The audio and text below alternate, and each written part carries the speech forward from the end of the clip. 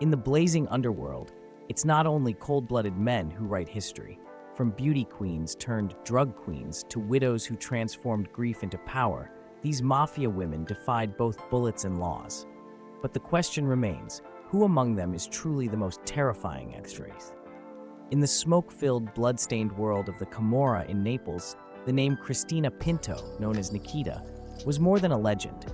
It was a nightmare whispered through every alley. From a very young age, she chose a path unlike any other woman, to become a direct assassin for the organization. By the age of 21, Cristina was infamous for her ruthlessness and extraordinary courage. She led punishment missions where a single glance, a subtle order, or the pull of a trigger could spill blood across the pavement. The image of Nikita, cold, fearless, clutching a pistol in the damp streets, became a symbol of reckless audacity. One of her most notorious moments came when she was ordered to kill a drug dealer who betrayed the clan. In broad daylight, surrounded by crowds, she drew her weapon and opened fire, sending shockwaves through the city. Yet in the underworld, where you sow fear, death always lurks nearby. In 1991, her car was ambushed in a storm of automatic rifle fire. In a split second between life and death, Cristina dove beneath her seat, miraculously surviving before hijacking another car to escape. From that day, she was seen as the immortal woman within the Camorra. But fate would not allow Nikita to remain beyond the law forever. She was eventually arrested and sentenced to 23 years in prison, losing the chance to watch her young daughter grow. Even behind bars, however, her name carried weight. Her presence still whispered with unease. And when she was released, rumors resurfaced once again. Nikita continued to pull strings from the shadows. Her story leaves behind a chilling question. Did Cristina Pinto truly escape the underworld, or did she simply transform into an invisible phantom, still wielding power from the darkness? In Palermo, the capital of Sicily, long considered the sacred stronghold of Cosa Nostra, a woman's name emerged that made the entire underworld tread carefully: Giusy Vitali. Born in 1967 into a deeply rooted mafia family, Giusy grew up surrounded by the heavy atmosphere of gun smoke and unspoken rules. By the time she reached adulthood, she had already become a key figure in her family's operations: drug trafficking, extortion, and managing criminal alliances. But Giusy was far from a passive heiress. She proved herself a true queen, mastering the balance between allure and brutality. Whispers spread that a single nod from her could make an enemy vanish, and she did not hesitate to unleash violence to crush any threat. The brutal acts of revenge she orchestrated not only terrified rivals, but also served as chilling warnings within her own clan. Betrayal meant death. Her power reached its peak in the 2000s when she became the central figure coordinating large-scale operations, even those that shook public opinion. Despite fierce competition and relentless police crackdowns, Giusy managed to maintain dominance within her clan. Arrests and courtroom battles did little to weaken her.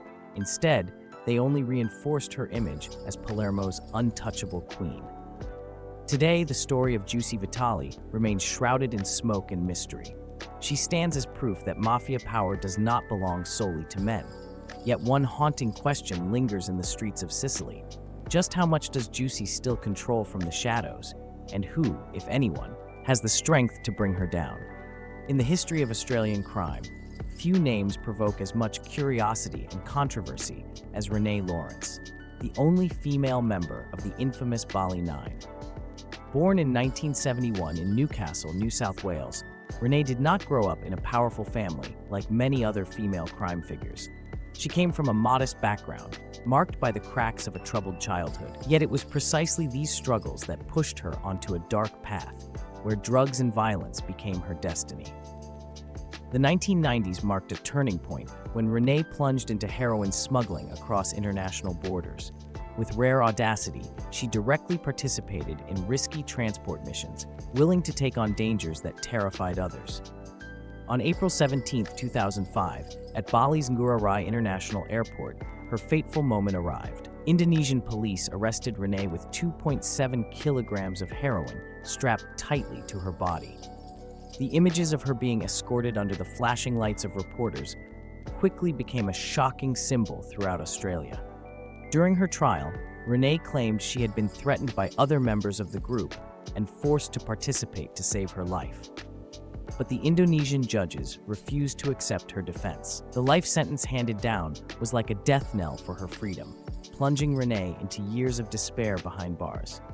In prison, she attempted suicide twice, the scars on her body bearing witness to her brutal internal battles. And yet, like many other underworld queens, Renee did not completely break. In 2006, her sentence was reduced to 20 years, and after more than a decade, on November 21, 2018, she was released and deported back to Australia. When she set foot on home soil, many believed her story had finally closed. But whispers persisted that Renee had not abandoned the game, that she had returned to the underworld with a new network waiting in the shadows. The question that continues to haunt the public is this: is Renee Lawrence simply a wayward figure seeking redemption, or has she truly become a hidden mafia boss, still pulling the strings from the darkness? In Colombia's chaotic drug world, the name Dali de Jesus Sentes Villa once echoed like a haunting specter. Born in 1964 in Medellin, a city long branded the capital of violence and cocaine, Dali did not emerge from the shadows as an unknown figure.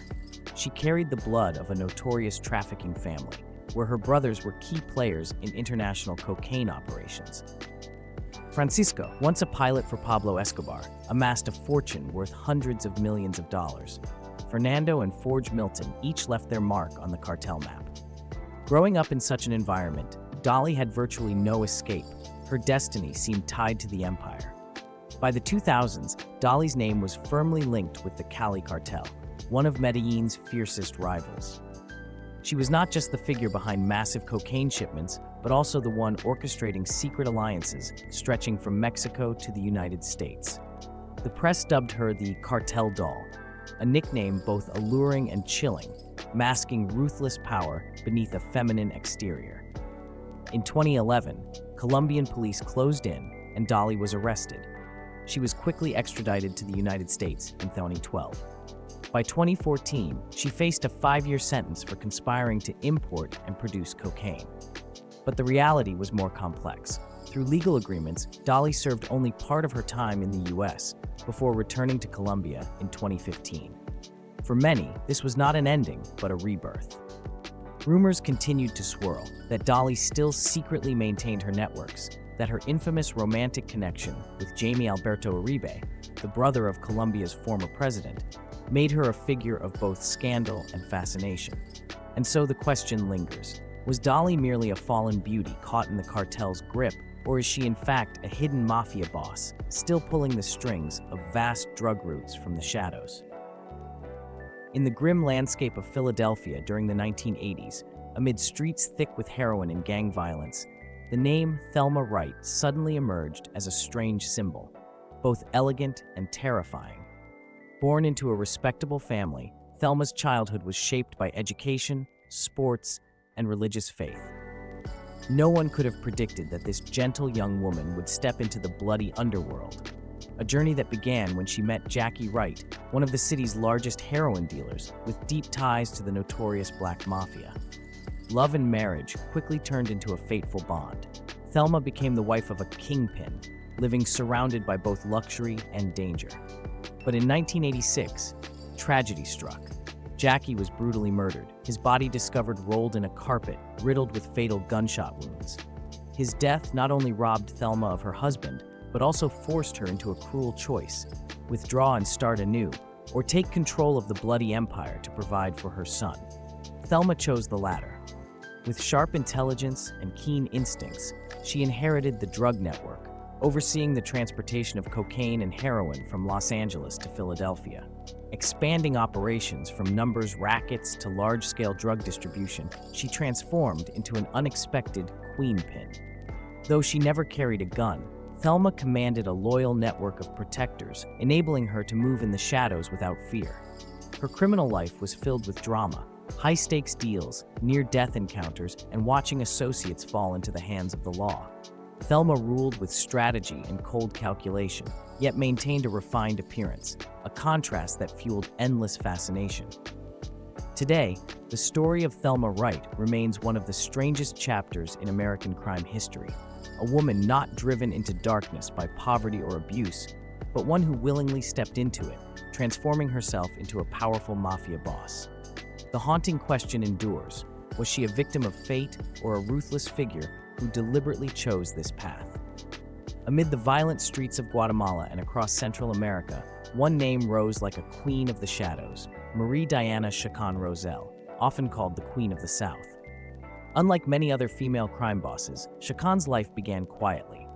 Born in Guatemala, little is known of her childhood, but the early 2000s marked the turning point that transformed her into one of the region's most notorious women in the drug trade. What made Chacon stand out was her ability to combine sharp intelligence with a discreet lifestyle. While many drug lords flaunted their wealth with mansions, luxury cars, and lavish parties, she chose silence. That silence became her shield, allowing her to evade law enforcement for years and cementing her reputation as the woman no one could grasp. Under Chacon's leadership, her organization controlled massive cocaine routes flowing into the United States. Profits were laundered through legitimate businesses such as luxury retail chains and real estate, presenting her as a successful entrepreneur on the surface, while beneath it all, she was a ruthless mafia boss. Investigative reports revealed her connections to powerful Mexican cartels, forming a network of influence that stretched across Central America. In 2012, fate finally caught up with her. A large-scale Guatemalan government operation captured Chacon, unmasking a queen once thought untouchable. 2 years later, she was extradited to the United States to face serious charges of drug trafficking and money laundering. The lengthy trial exposed chilling details of her empire, from high-stakes deals with Mexican cartels to the coordination of cross-border smuggling routes.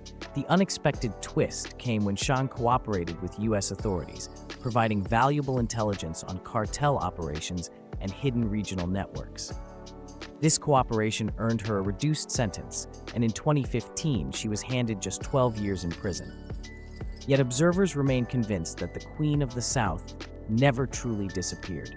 With the intelligence and networks she once commanded, many believe her influence still lingers, even from behind bars. The chilling question remains: is Marie Diana Chacon Rosell truly a woman seeking redemption, or does she remain a cunning mafia boss, still pulling the strings of the underworld from the shadows, waiting for her chance to rise again?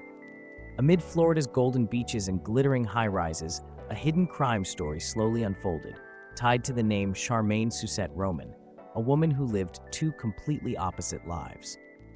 Born on July 4, 1971, in Jamaica, Charmaine grew up in poverty in Central Village, a place where violence and drugs were part of daily life. Hoping to escape hardship, she moved to the United States, but instead of finding a new beginning, she plunged deeper into crime, quickly rising to become one of South Florida's most powerful cannabis queens. What made Charmaine extraordinary was her perfect disguise. On the surface, she seemed like a simple grandmother, living in a luxury apartment, driving a sleek Land Rover, raising her grandson, and occasionally testing her luck with scratch-off lottery tickets. She even won more than $187,000 from the lottery, convincing many that she was just an ordinary, fortunate woman. Yet behind that facade lay a darker truth. Roman was secretly running a multi-million-dollar marijuana trafficking ring, laundering money through Las Vegas casinos and hidden financial channels. By 2006, authorities had begun watching her closely. Covert surveillance, suspicious financial records, and a chain of shadowy transactions gradually revealed the massive network she commanded. The climax came in September 2013, during an operation called Warehouse 133. Police stormed her operation, seizing more than 3,000 pounds of marijuana, $200,000 in cash, 15 firearms, and a fleet of luxury cars. The image of the once gentle grandmother in handcuffs under the flash of media cameras shocked all of Florida. But perhaps the strangest part was not the fortune seized, but the way Charmaine lived two lives simultaneously. The caring grandmother at home and the ruthless mafia boss orchestrating a vast drug empire. Even today, the story of Charmaine Suzette Roman raises chilling questions. Was she merely a woman who lost her way, or the ultimate proof that darkness can lurk right behind the kindest smile?